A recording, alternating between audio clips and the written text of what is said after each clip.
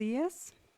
Le damos la bienvenida, como siempre, al doctor Dismar, que pues hoy trae un tema sumamente interesante que es reparación y regeneración articular.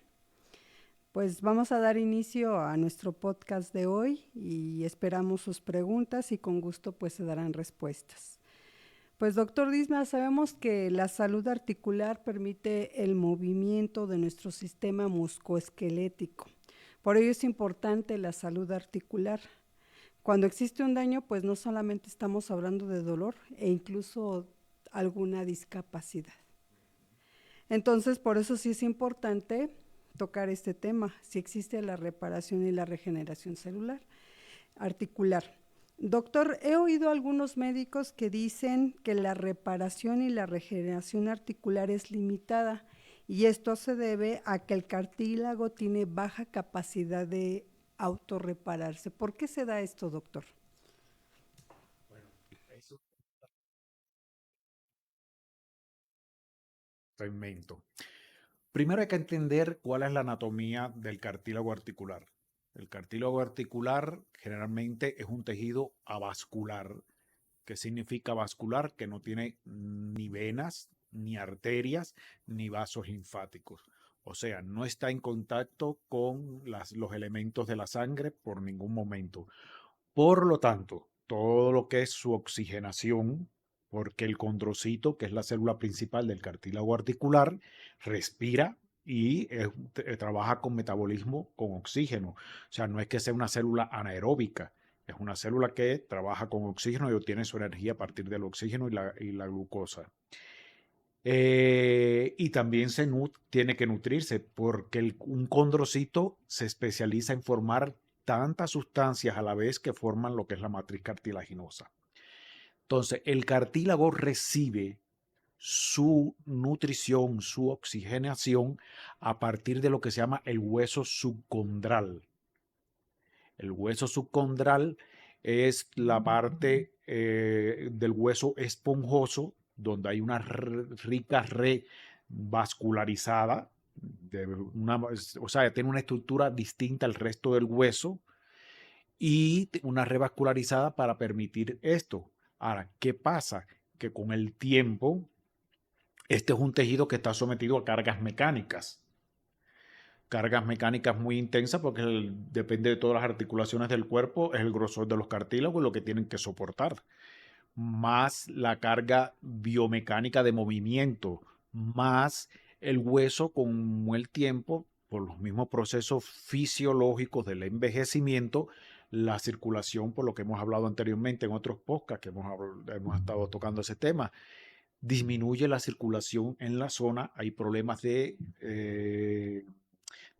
sea, de muerte o cierre de muchos vasos sanguíneos, hay arteriosclerosis en los vasos sanguíneos que forman el hueso subcondral, por lo tanto disminuye el aporte de nutrientes a esta zona y el cartílago por eso entonces deja de nutrirse adecuadamente, deja de oxigenarse adecuadamente, comienza proceso de microisquemia, proceso de microhipoxia y el cartílago comienza su proceso degenerativo habitual asociado al mismo proceso de envejecimiento porque es un tejido que va a envejecer. Ahora, si a esto le sumamos que el condrocito normalmente tiene una vida muy limitada, como otras células que se replican muy rápido, como ejemplo las células de la piel que se replican cada vez, o sea, cada 28 días una célula de la piel que estaba en la capa basal llega a la superficie. Un condrocito demora casi aproximadamente, por los estudios que se han visto, en reproducirse solo entre 4 a 5 meses con factores de inducción de crecimiento o de diferenciación, normalmente en un tejido sano con todas sus condiciones. Si le sumamos a esto enfermedad, si le sumamos a esto envejecimiento, si le sumamos mala calidad de vida, pues llega que el proceso puede durar hasta más de un año en reproducirse y muchas veces ni lo llega a hacer. Entonces, la población de condrocito con el tiempo va disminuyendo. Ahora, hay una cosa que también hay que tener en cuenta en esto. Las células de los huesos, que se llaman osteoblastos, bajo ciertos factores de estimulación, de crecimiento, muchas veces basado en terapias ya más de medicina regenerativa y estas cosas, logran migrar hacia la parte cartilaginosa y tienen la capacidad, los osteoblastos, de convertirse en condroblastos. Y de esta forma ayudar a la población de condrocitos y ayudar a la parte de la reparación.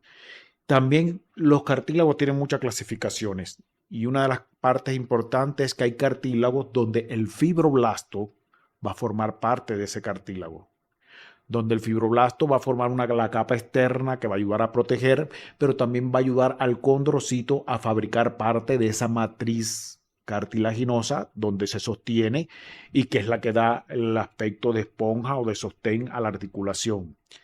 Entonces, en muchos, como ejemplo los meniscos, los discos intervertebrales, que son también cartílagos, pues están otro tipo de cartílagos, pues igual que la nariz y la oreja son otro tipo de cartílagos completamente diferentes, pues van a formar también parte de la estructura y va a ayudar también a parte del metabolismo. Otra de la forma que recibe la nutrición el cartílago es a través del líquido sinovial. O sea, un líquido sinovial, hay plexos coroides que están dentro de cada articulación, que son los que sintetizan y fabrican el líquido sinovial. El plexo coroide con el tiempo también igual va envejeciendo, pero además con todos los factores mecánicos se va estresando, va disminuyendo. Con enfermedades también igual va disminuyendo, por lo que también la calidad del líquido sinovial comienza a cambiar, y si comienza a cambiar, pues la nutrición del condrocito también va a empezar a disminuir. Y es otro de los factores que hace que por eso el cartílago articular sea un tejido tan difícil que sea capaz de repararse y menos de regenerarse.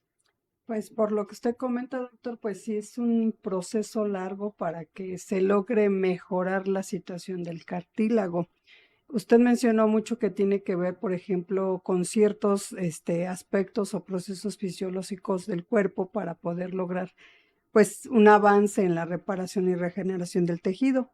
De hecho, me llamó la atención que mencionó mucho el papel del sistema óseo y qué tiene que ver con el cartílago.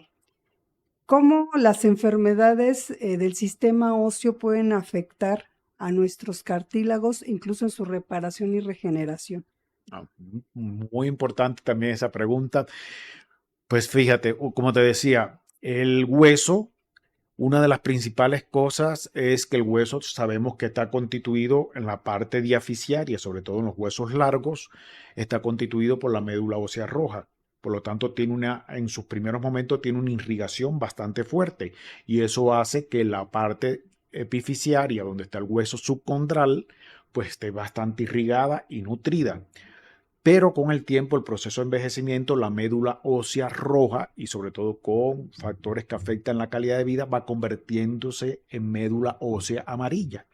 Y es el tuétano ese tan rico que nos gusta comernos en los restaurantes, que vemos que es grasoso puro. ¿Por qué? Porque la médula ósea roja, en la medida que va degenerando, desapareciendo, envejeciendo, se va convirtiendo en médula ósea amarilla. Y hay enfermedades o hay alimentación o estilos de vida que hacen que este proceso sea más acelerado. Bueno, en ese proceso incluso hay un proceso de endurecimiento del hueso. Si hay un proceso de endurecimiento del hueso, pues las arterias que van hacia esa zona o a irrigar se van a ir estrechando, y van cada vez la luz de esa arteria va a ser mucho menor. Pero si tenemos en cuenta que a medida que vamos envejeciendo, ejemplo, el metabolismo, vamos a buscarnos en metabolismo. El metabolismo, oxidación-reducción, que es un equilibrio entre los procesos oxidativos y los procesos reductivos. Eso debe estar en una balanza. Cuando los procesos oxidativos se incrementan y disminuyen los procesos de reducción, o sea, quiere decir, todos los antioxidantes disminuyen, tanto enzimas como antioxidantes externos, aumentan los procesos oxidativos, se incrementa el número de radicales libres. Esto sucede en sangre, sucede en todos los tejidos. El hueso, o sea, el cuerpo humano inteligentemente tiene que amortiguar y tiene que mantener equilibrado siempre el pH, por lo menos en la sangre tiene que estar equilibrado. Y una forma de equilibrarlo es a través de el calcio. ¿Y cuál es la fuente o el almacén de calcio del cuerpo? Los huesos. Entonces, en la medida en que el hueso va sufriendo un proceso de desmineralización, porque se le saca calcio, porque se le saca magnesio y porque también forma parte de la matriz del hueso, porque se va perdiendo los aportes de fósforo, va entonces a incrementarse aún más el proceso degenerativo tanto en el hueso como el proceso como articular. Candy, vamos a poner la imagen que dice diferencia entre el hueso normal y hueso alterado. En esa imagen que debe estar saliendo ahora en pantalla, ahí pueden ver cómo se ve una articulación normalmente, que es la imagen que creo que aparece al lado de la izquierda, y cómo se ve el hueso degenerado, cómo se va rareformando, o sea, sufre un proceso de rarefacción. Y ese proceso de rarefacción es por esto, es un hueso que está degenerando, que está perdiendo minerales, que está perdiendo nutrición y a la vez está intentando a fuerza tratar de repararse. Y se descontrola tanto el proceso que comienza a formarse lo que se llaman osteofitos. Los osteofitos casi todos se forman a nivel del hueso subcondral y el osteofito perfora y va directamente hacia el cartílago, lo perfora y sale muchas veces y desgasta el cartílago o es un irritante ya de ahí del cartílago. La diáfisis se va igual consolidando más, se va volviendo mucho más dura, por eso está fácil las fracturas en edades tan avanzadas, porque el tejido es mucho más duro y ha perdido la flexibilidad del tejido óseo, porque todo el mundo pensamos que el tejido óseo por dureza propiamente dicha, no, tiene también su flexibilidad mecánica, porque de lo contrario se partiese. Es como, por ejemplo, los vidrios que se utilizan hoy para construir un edificio con sismo en nuestra ciudad, que es una ciudad sismológica, pues imagínate si los vidrios no tuvieran flexibilidad, cuando temblaran, se cuartearan todos. Entonces tienen mecanismos para garantizar que haya una flexibilidad. Eso mismo pasa con el hueso. Pero a su vez, hay, como tú decías, la salud muscular también va a ser importante en este aspecto. ¿Por qué? Ya hoy por hoy se conoce que el músculo, al ejercer una tracción constante a nivel del hueso, fortalece al hueso y obliga al hueso a regenerarse y a mantener una nutrición más adecuada. Sobre todo, y se saben que los ejercicios de fuerza, por eso es que es obligatorio y se viene hablando tanto de que es importante que las personas no solamente hagan ejercicio de resistencia o aeróbico, sino que empiezan a incorporar en sus rutinas ejercicio de fuerza, porque el ejercicio de fuerza es el único que va a estimular mecánicamente a que el hueso se repare, a que el hueso se mantenga más activo, y lo mismo va a ser al nivel del cartílago articular. Yo me acuerdo cuando empezaba la especialidad de rehabilitación, decían esto: si quieres mejorar una gonartrosis, que es la artrosis típica de la rodilla, tienes que mandar contracciones isométricas del cuádriceps o tienes que mandar ejercicios fortalecedores del cuádriceps. ¿Por qué? Porque en la medida, y se explicaba antiguamente, porque sobre todo el vasto interno, que es el que regula los últimos 10 grados, los últimos 15 grados de movimiento de la extensión de la rodilla, es que más nutre, o sea, donde está la arteria nutricia, que va a nutrir la epífisis del fémur y va a nutrir la patela o la rótula para que nutran los cartílagos. Pero también se descubrió que esa misma acción de tracción mecánica que hacen estos músculos activa y hace que el condrocito se estimule, porque es como si lo estuvieras estimulando de forma mecánica, lo estuvieras ordeñando y se mantiene el tejido mucho más funcional. Por eso es la importancia del ejercicio en la prevención, y ya me estoy adelantando, en la prevención de esta enfermedad. Pero por eso es tan importante la condición que debe existir entre el hueso, que debe existir entre el cartílago articular. Muy bien, doctor. Entonces podemos decir que las enfermedades como osteoporosis, depósito de calcio y otras enfermedades que tienen que ver con los huesos tienen un impacto importante sobre la articulación. Exacto. Entonces, si una persona tiene daño articular, sería lo ideal que también se haga exámenes de hueso. Exacto. Una de las cosas importantes es que para ayudar a un proceso de cuidado del cartílago, primero, ya te dije el orden de la cadena, no es ir directamente a mejorar el cartílago. Ese es el error terapéutico que se ha venido haciendo. Por eso los procesos de activar una regeneración o una reparación del cartílago articular induciéndose directamente es fallido. A la larga termina fallido y casi siempre termina el paciente en una prótesis. ¿Por qué? Porque muchos médicos se olvidan que es una cadena que comienza desde la salud muscular, segundo lugar, salud del hueso, y ya una vez que yo he mejorado salud muscular y salud del hueso, entonces voy a mejorar la salud articular porque ya están todos los elementos y todas las condiciones para que lleguen las condiciones adecuadas al cartílago. Es algo que muy básico.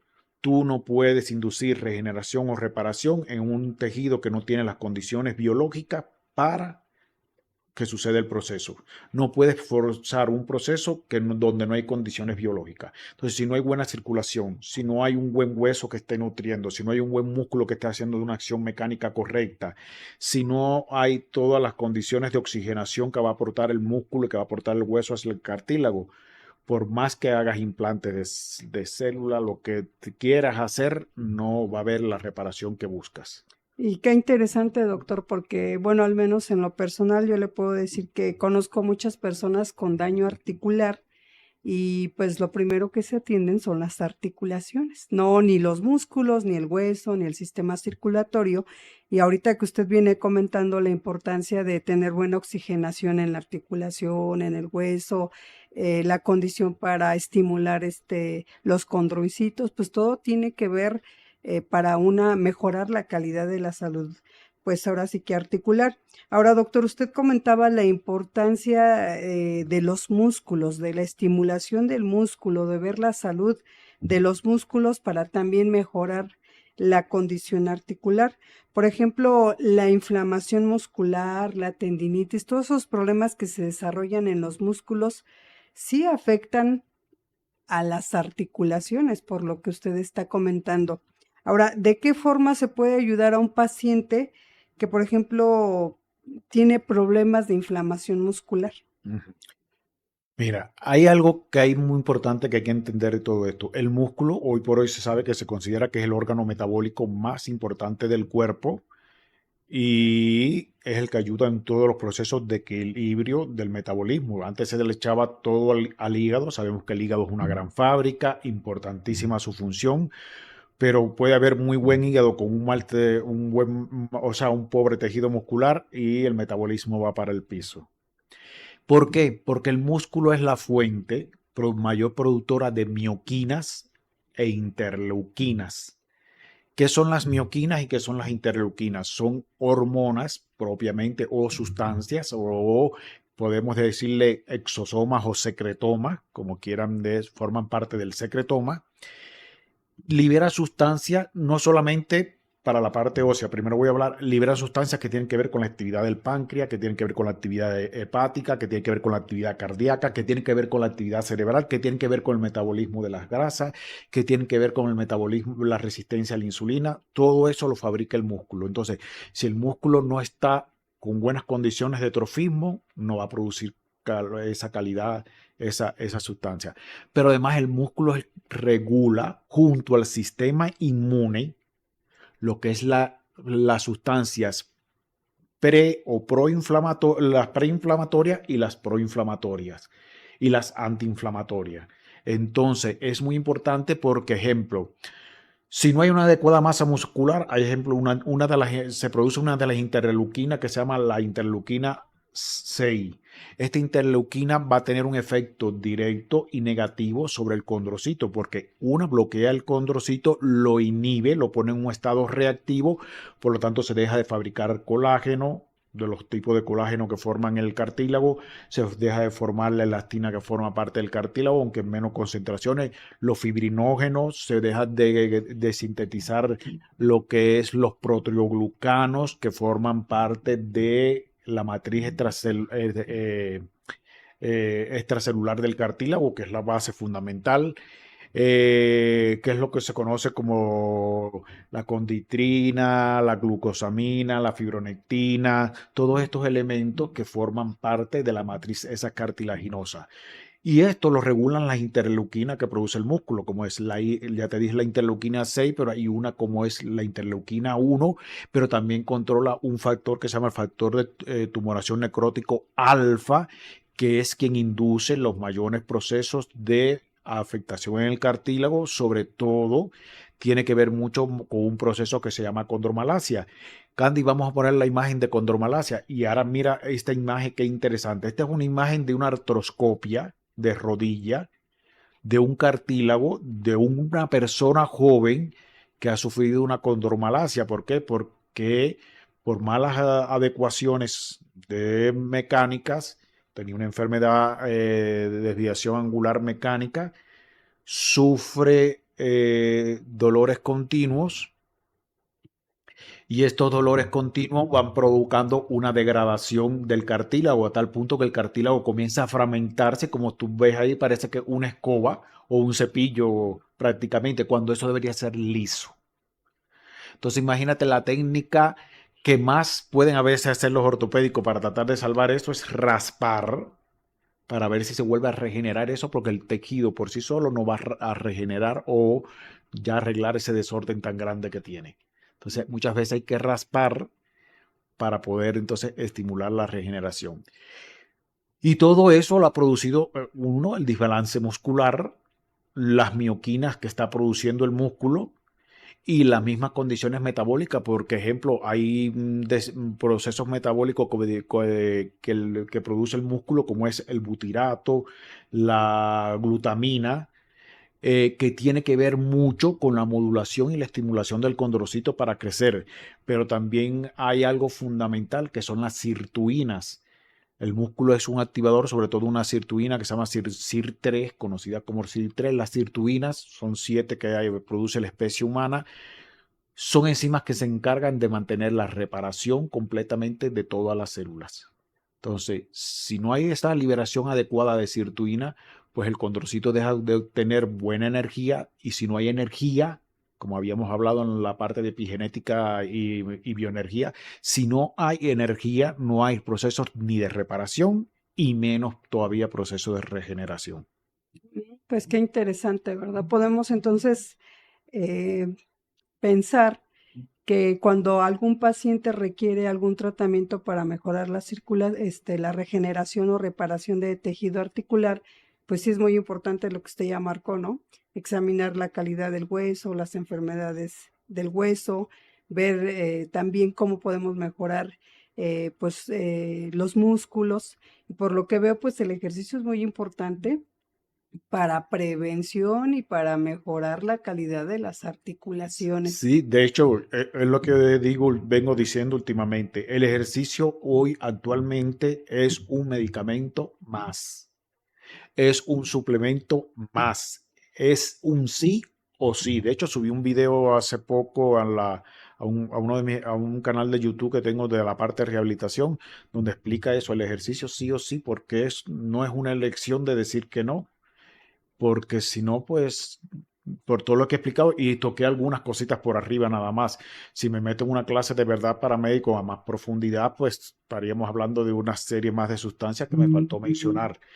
Y por eso incluso hoy la actividad muscular es uno de los tratamientos o pilares fundamentales en el tratamiento del paciente oncológico. Pues qué interesante. De hecho, por lo que yo sé, no, el hacer ejercicio también protege mucho nuestro hueso, ¿no? Contribuye mucho a la salud ósea. Ujú. Entonces, con el ejercicio podemos lograr mantener nuestra salud ósea buena, nuestras articulaciones pues en muy buen estado, doctor. Pues qué interesante, doctor. Entonces podemos ver que sí es un poco difícil de reparar y regenerar el cartílago, por lo que usted ya comentó, pero sí se logra mejorar la calidad del cartílago a base de algunos tratamientos, doctor. Exactamente, aquí te diría que hay dos cosas. Primero sería trabajar en base a la prevención, que después si quieres podemos hablar de la prevención. Me estás preguntando ahora directamente del tratamiento. Pues directamente del tratamiento, si hay muchas técnicas en gran campo, tanto en la parte de la rehabilitación y fisioterapia regenerativa, en el campo de la medicina precisión y medicina regenerativa y en el campo de las medicinas complementarias. O sea, hay mucho que se puede hacer por mejorar e incluso ir trabajando en la prevención de eso, pero bueno, después tocamos prevención. Ejemplo, se habla mucho de las células madres y es muy importante saber, porque para esto hay varias técnicas y hay que saber las condiciones y las características anatómicas y de qué tejido articular es el que se quiere regenerar. Porque casi siempre cuando hablamos de regenerar cartílago todo el mundo piensa en la rodilla, pero no. La costoartrosis existe y es la mayor causa de prótesis actualmente. La desgaste de la articulación del hombro existe y es también muy marcado. Todos los procesos de condromalacia que suceden a nivel de la muñeca que están asociados hasta con fenómenos del túnel del carpo. O sea, hay muchas articulaciones que también van sufriendo degeneración de los cartílagos articulares. Y para no hablarte de los discos intervertebrales, cada vez vemos que personas con 40 años le hacen una radiografía o de columna lumbar o de columna cervical y por las características que tienes, tú dices, esta tiene las mismas características que era la radiografía que yo veí cuando me gradué de médico hace 28 años atrás de un paciente de 70 años. Y se debe fundamentalmente a todo el estilo de vida, pero además a todo lo que es el proceso de degeneración que van sufriendo los discos intervertebrales y el estrechamiento. De hecho, se dice que la persona va perdiendo postura, o sea, o tamaño en longitud, va perdiendo tamaño con el tiempo a medida que envejece por la misma degradación y estrechamiento de los discos intervertebrales y de los espacios intraarticulares de muchas articulaciones. No es que se consuman los huesos, no, es que lo que se degrada es el nivel del cartílago articular. Entonces, bueno, lo primero que yo te diría, un tratamiento. Primer paso, mejorar la condición muscular, mejorar la condición del hueso. Una vez que ya yo logré todo esto con mi paciente y mejoró en un proceso de 3 a 4 meses todas estas condiciones básicas, mi paciente ya hace ejercicio, ya toma suplementos ortomoleculares que van a ayudar a mantener el metabolismo de la matriz ósea. Y ahí voy a hacer un paréntesis. Disculpa, ahí voy a hacerte un paréntesis, que voy a hablar primero de la parte ortomolecular y de la nutrición. Un ejemplo, si tú tienes 20 constructores y le dices que tiene que hacer una casa, y de los 20 constructores nada más le das 5 sacos de cemento y 2 carretillas de ladrillo y una carretilla de arena, ¿qué pasa? Que va a haber muchos constructores sin hacer nada porque la materia prima que le has dado no sirve para nada o es muy poca. Entonces, si tú no logras dar toda la materia prima a una articulación, tú no puedes inducir un proceso regenerativo porque lo vas a hacer forzado. Sí, va a haber algo de regeneración, pero 3 o 4 meses después va a ser un proceso regenerativo fallido que va a volver a degenerar, incluso a veces mucho más, que es lo que no tienen en cuenta los médicos. Y a veces dice, sí, yo salvé una rodilla porque le puse tal cosa y más cual cosa. El paciente se me fue, fíjate que ya no regresó más nunca. Sí, no regresó más nunca porque después empezó a degenerar, le gastó una chorrada de peso, empezó a degenerar, lo mandaron a rehabilitación. De rehabilitación ya le dijo, no hay nada más que hacer y el ortopédico le dijo, prótesis. Entonces, ¿cuál es? Mira, ahí de las técnicas, primero está, como te decía, de las células madre, trabajo con las células madre. Aquí hay dos vertientes fundamentales. Una es trabajar las células madre modificadas genéticamente en laboratorios, que ya vengan con todos los inductores para que estimulen y de verdad se diferencien en condrocitos y se inyecten directamente en los cartílagos articulares, ya sea en los discos intervertebrales, ya sea en las articulaciones propiamente dichas. Pero esta aplicación hay que hacerla directamente en el cartílago, no es que se meten y suelto todo el chorro de células madres en el líquido sinovial. No, que es uno de los grandes errores que se ve. Esto hay que ser, por ejemplo, a veces con artroscopía o a veces ecoguiada, con llegar a la zona del cartílago y dejar allí depositadas las células madre.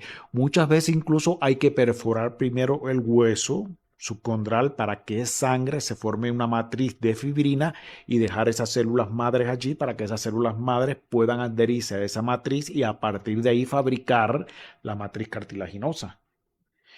Y es un sustento. Hay otra terapia con células madres donde se obtienen a través de la grasa. Entonces, lo que se hacen es sacar células de grasa del tejido graso del mismo paciente, cultivarlas y ponerlas entonces a nivel de lo que sea. Hay articulaciones que tienen una estructura que se llaman grasas de Hoffman.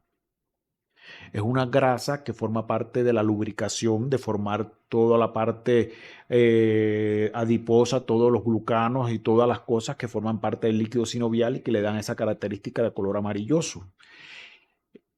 Muchas veces hay que inyectar esta grasa para estimularla para que ésta produzca secretomas y exosomas que van a estimular a la regeneración del resto del cartílago articular.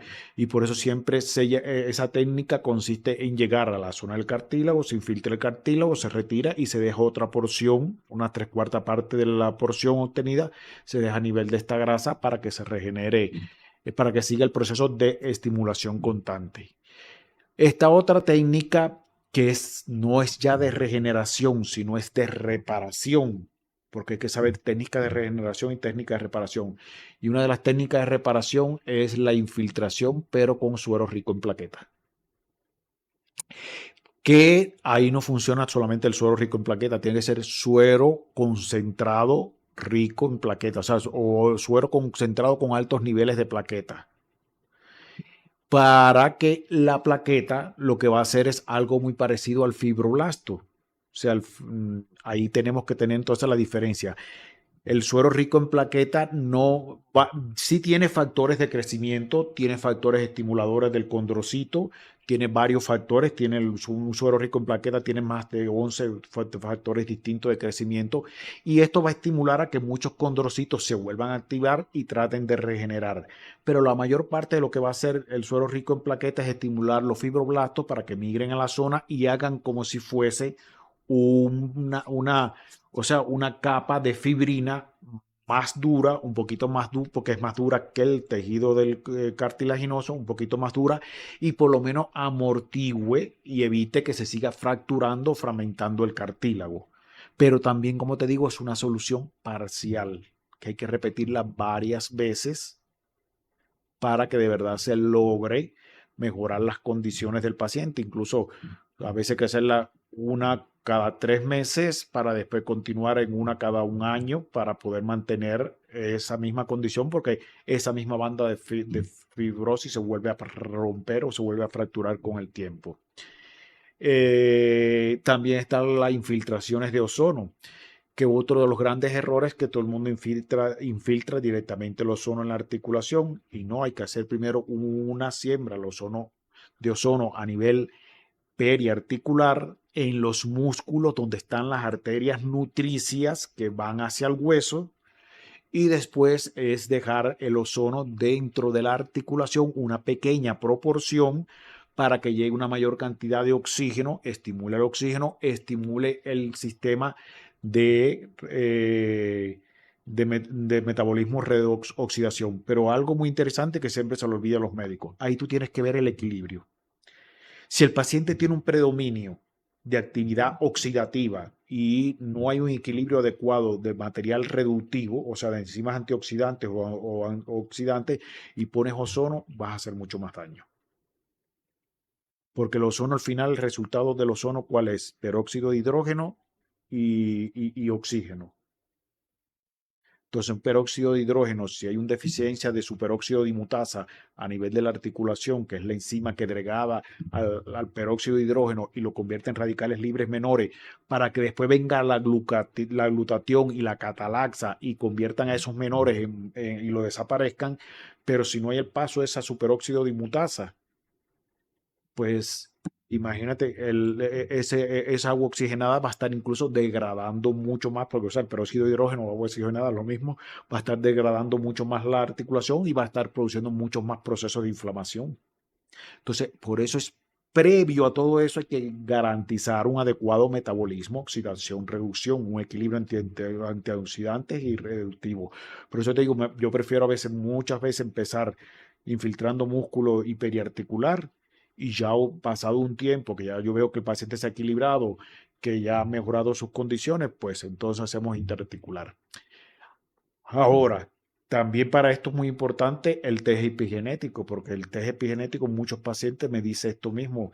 Yo he visto casi más del 60% de los pacientes que he revisado un test epigenético tienen deficiencia del superóxido dismutasa. Es lo que le iba a comentar, porque ahorita se me venía en mente eso, ¿no? Que usted habla mucho del superóxido de dismutasa, que tiene que estar en equilibrio, por decirlo así, dentro de nuestro organismo para que a la hora de aplicación de ozono, lejos de perjudicar, realmente exista pues una reparación o regeneración del tejido articular.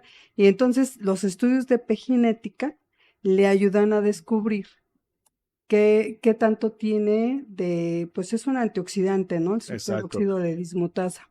Si tiene deficiencia o no tiene deficiencia. Entonces sería bueno que alguien que piensa poner ozono en la zona articular, sería muy bueno que primero se asegure sus niveles de este antioxidante y el estudio de epigenética le revelará. Sí. Y todo el mundo, fíjate que aquí es algo interesante, todo el mundo piensa enseguida en la glutatión. Es verdad que la glutatión es una de las antioxidantes más potentes que hay, es una enzima poderosísima, pero es la segunda. Ella necesita primero que venga la superóxido de dismutasa, degrada el peróxido de hidrógeno, porque ella no degrada el peróxido de hidrógeno, y una vez que al superóxido de dismutasa degradó el peróxido de hidrógeno y convirtió en varios iones o sea, en varios radicales libres de oxígeno, que son muchos, no te voy a mencionar los nombres, o radicales libres incluso de nitrógeno, o radicales libres de hidrógeno, porque hay tres tipos de radicales libres, todo el mundo ve los del oxígeno, pero hay tres. Eso lo degrada la que lo degrada y lo lleva a los fragmentos pequeñitos es la superóxido de dismutasa. La glutatión ya después se encarga de, cuando están pequeñitos, eliminarlo y desaparecerlos. Pero Ujú. quien hace esa conversión es eso. Entonces es muy importante y muchos médicos tienen la idea de que, con un suero de glutatión voy a mejorar todo. Tú puedes poner mucho glutatión. Si al final la superóxido de dismutasa está baja, no va a mejorar completamente el paciente. Mm, Incluso puedes provocar, el cuerpo tiene que tener cierta cantidad de radicales libres para que se produzca esa respuesta inflamatoria y esa respuesta preinflamatoria genere o active los mecanismos de reparación y regeneración. Si no hay una respuesta inflamatoria, no hay regeneración o reparación, exacto. que eso es también otra cosa muy importante. Y te decía, por eso me gusta mucho utilizar el té epigenético, me ha servido para saber esto e incluso los nutrientes que necesito por los minerales que lleva tanto el hueso, el músculo, como el cartílago articular, y así como los elementos nutricionales que debe llevar cada uno de estos. Otra terapia que me gusta es la parte de, yo diría, mesoterapia regenerativa, mesoterapia del dolor o terapia neural, esas tres combinadas que al final son primas hermanas. Y utilizo mucho la mesoterapia con distintas sustancias y principios activos, aplicándolo al igual, músculo, hueso, parte articular, y después es que voy y entro a la parte intraarticular. Y algo que se nos olvida, que siempre es importante, es tú puedes hacer todos estos procesos, pero es necesaria la rehabilitación.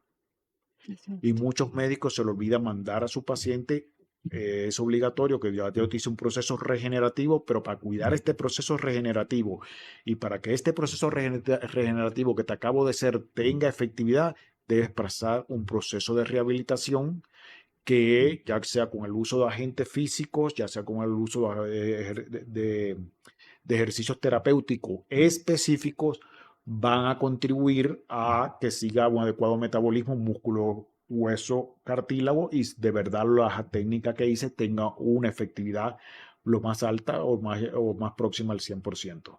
Muy bien, doctor. Entonces, por lo que puedo entender o en esta charla que ha dado, sí es importante quizás manejar un estudio epigenético, ver la condición del hueso, de los músculos y elegir la terapia pues más adecuada para el paciente. Tengo una pregunta, doctor, que hace aquí la doctora Virginia Hernández. Cuando hay rotura compleja de los meniscos, ¿podemos hablar de regeneración, doctor? Cuando hay fractura compleja, depende. Ejemplo, los meniscos, que es en el caso de la rodilla, depende qué parte del menisco es la fracturada. Si la parte fracturada son los extremos, el porciento de probabilidad de regeneración, de recuperación del menisco es entre un 40 o un 50%. Si es la parte medial del menisco, ya sí ahí es muy difícil. ¿Por qué? Porque por las condiciones mecánicas, cuando la fractura es medial, muchas veces se puede comportar el menisco como un elemento o rata articular y es que se va a desplazar, o sea, cada vez que haya un aumento de la presión intraarticular o un movimiento mecánico, un fragmento del menisco se va a desprender hacia adelante y otro hacia atrás y puede ser que en algún momento traben la articulación y lo peor que he visto muchas veces es que se superponen y ahí queda el paciente con la articulación baldada completamente que no la podemos ni movilizar. Y es cuando hay que llevarlo urgencia a veces hacer tracción o esto para después poderlo operar. Entonces, sí hay que ver siempre la característica, dónde son las fracturas que sufrió el menisco, dónde está la parte de desgarro del menisco. Y si ya te digo, si es en zona del vientre o la zona medial del menisco, y también depende, ejemplo, las deformidades angulares. Si tú me dices, hay un genus valgo y está leccionado el menisco externo, el pronóstico para el menisco externo es grave. Si fuera el menisco interno, ahí no hay tanto problema. Si hay un genus varo, donde la tibia está desviada hacia acá, pues hay mucho más presión sobre el menisco interno que sobre el menisco externo.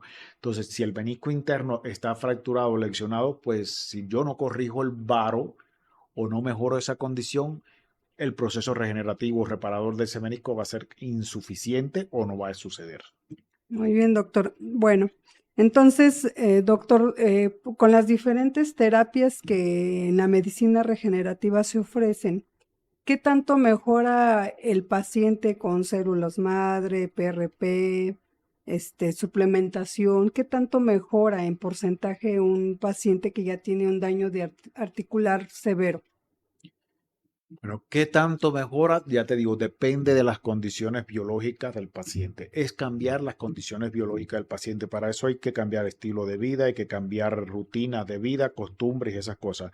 Lo primero, incluso, empiezo siempre por la dieta. Hay que haber un cambio de dieta, sobre todo hablamos hoy mucho de las dietas de restricción calórica, hablamos mucho de suspender los aportes de carbohidratos al cuerpo, pero si tú analizas todos los componentes de la matriz cartilaginosa, todos son formados por carbohidratos. De hecho, son glicoproteínas.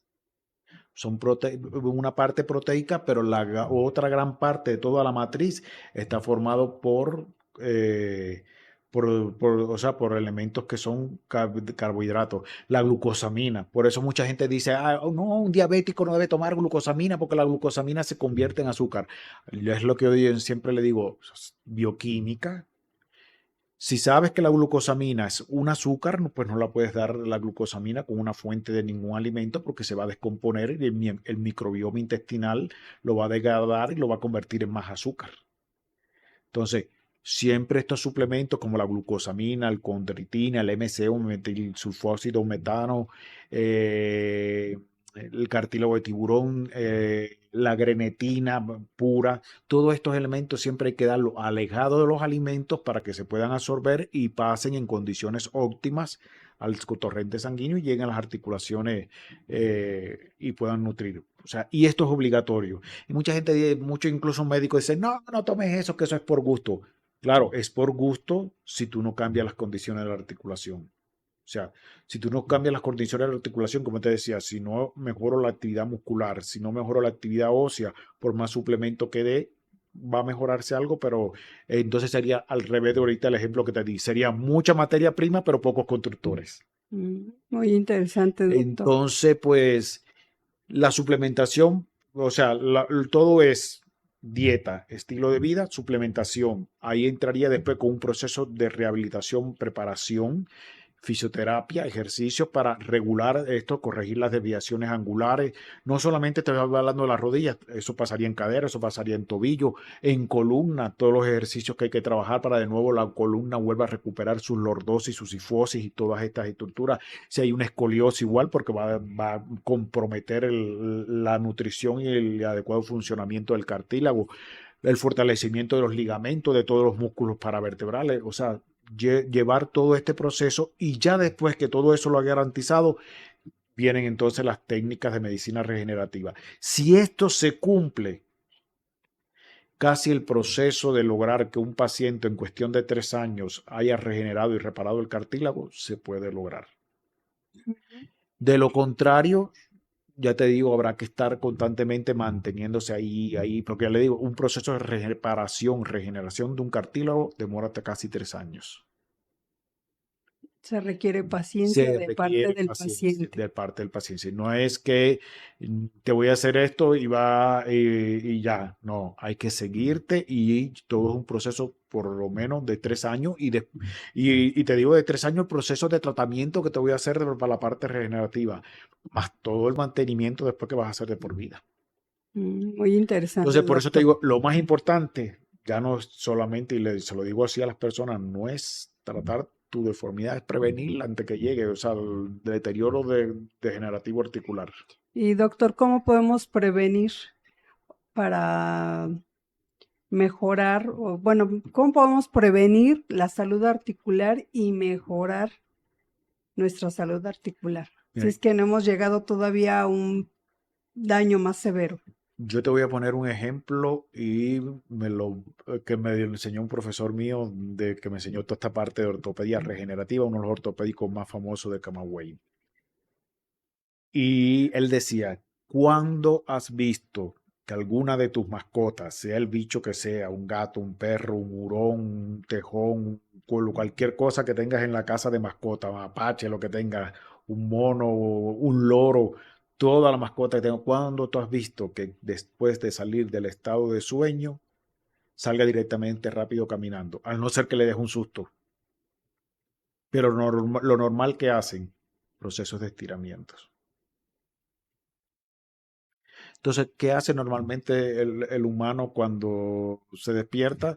Rápidamente se levanta, se pone todo y sale de eso, o agarra el celular y se pone a ver los mensajes que le han llegado y todas estas cosas. Cuando en realidad lo primero que deberíamos hacer son ejercicios de estirar todas nuestras articulaciones, aumentar la contracción muscular de los músculos. ¿Por qué? Porque esto va a ayudar a salir una serie de toxinas que están acumuladas durante toda la noche el torrente sanguíneo para que sean eliminadas. Por eso es importante también la hidratación matutina, levantarte, tomar agua y hacer estos ejercicios de estiramiento y esto te va a permitir que sean eliminados de tu cuerpo mucho más toxinas y mejores todavía aún más el equilibrio oxidación-reducción. Entonces, yo siempre le aconsejo a mis pacientes, te vas a levantar de la cama, hay que hacer ejercicios de cuello, le enseño los ejercicios de William para la columna, ejercicios de estiramiento y contracción muscular isotónicas, isométricas. Y esto, ya después que hagas todo esto, levántate incluso le enseño ya a medida que vas pasando ciertas edades las posturas con las que debes levantarte, incorporarte para proteger la articulación, porque no es levantarte así porque te leccionas. Y una lección, hoy una microlección, mañana es una otra microlección, llega el momento que esa lección va creciendo y va aumentando. Entonces, lo más importante es eso, estilo de vida, la dieta, o sea, y entonces hacer ejercicio, no solamente el ejercicio matutino, hay que hacer ejercicio matutino y ejercicio vespertino, por lo menos de estiramiento y de ejercicios articulares. Mover todas las articulaciones en todos sus rangos de movimiento es algo importante tanto en la parte matutina como antes de irte a acostar a dormir. También cuando hablé de salud prostática, hablé de los ejercicios del suelo pélvico antes de irse a dormir por los beneficios que tienen, no solamente para la parte prostática, sino también para la mujer, para la incontinencia urinaria, para los problemas urinarios que pasan con la menopausia, que también lo hablé después en podcast pasado. Y ya después viene la nutrición, o sea, la nutrición adecuada. Me gusta basarla más en un test epigenético porque voy más directo al grano. Pero sí, siempre para la parte ósea hay que priorizar esto, hay que priorizar elementos, carbohidratos de fuente adecuada que ayuden a formar el cartílago articular. Por eso la grenetina yo la incorporo mucho en los pacientes. Haz grenetina, haz gelatina, pero sin azúcar. Aunque sepas rayo, haz gelatina sin azúcar. No compres los sobrecitos que están en esto, haz gelatina sin azúcar, porque eso es una nutrición. Estás dándole la nutrición adecuada a tu cartílago y estás mejorando la matriz cartilaginosa y ósea. También igual la regulación entre el equilibrio entre frutas y vegetales y también las carnes, que son muy importantes aquí. Las personas que son veganos, pues sí tienen que buscar fuentes de calidad de proteínas y tienen que ser muy variadas para que logren estimular de verdad la fabricación de proteínas de la matriz cartilaginosa. Por eso se ha visto y hay estudios donde las personas veganas o veganos tienen un proceso de deterioro articular a veces mucho más avanzado que los pacientes comedores de carne. Eliminar, ejemplo, la mayoría de todos los refrescos y estas cosas de gaseosas. ¿Por qué? Porque el refresco, igual cuando entra eso tiene una gran cantidad de ácido fosfórico que vas a absorber y una cantidad de azúcar que va a cambiar tu pH, lo va a volver más ácido y le va a sacar todo, va a ser un estímulo para sacar todo ese magnesio y todo ese calcio del hueso. Y por eso desmineraliza más aceleradamente el hueso. Después una salud hormonal. O sea, entre la prevención pues viene entonces una adecuada salud hormonal, porque sabemos que la matriz cartilaginosa, los condrocitos, los osteoblastos, tienen receptores tanto para la testosterona como tienen receptores para los estrógenos. Y un adecuado balance de estas hormonas hace que el hueso se estimule, esté creciendo y el cartílago se estimule y esté creciendo constantemente. Una deficiencia en cualquiera de estas dos hormonas, caída en cualquiera de estas dos hormonas, cae la actividad de estas células. Y ya, por último, es la suplementación que debe llevarse en ese estilo de vida, en la que sí, como le digo, para mí el elemento condritina, glucosamina, metilsulfóxido metano, que es el MCM, tiene que estar acompañada las tres juntas, porque el transportador o, ejemplo, muchas veces hay suplementos de glucosamina y condritina, pero no tienen el MCM, y yo le digo a mis pacientes, si no tienen el MCM, es como si te estuvieras haciendo gárgara, porque este kin va a ayudar a que estas otras dos sean de verdad bien captadas por el condrocito y también el MCM actúa como un antiinflamatorio de la matriz cartilaginosa y hace que el condrocito se sienta más a gusto trabajando porque crea un ambiente antiinflamatorio a su alrededor. Así es, doctor. Entonces, pues hablamos de suplementos específicos para prevenir y mejorar nuestra salud articular. La mayoría de las personas a veces se compran colágeno porque todo el mundo tenemos en la mente que el colágeno regenera cartílago. ¿Qué tanto ayuda el colágeno en los pacientes con problemas de salud articular? Pues mira, ahí te digo, la mayoría del colágeno que se vende es colágeno tipo 1 y colágeno tipo 2. El colágeno tipo 1 es el que forma parte de la piel.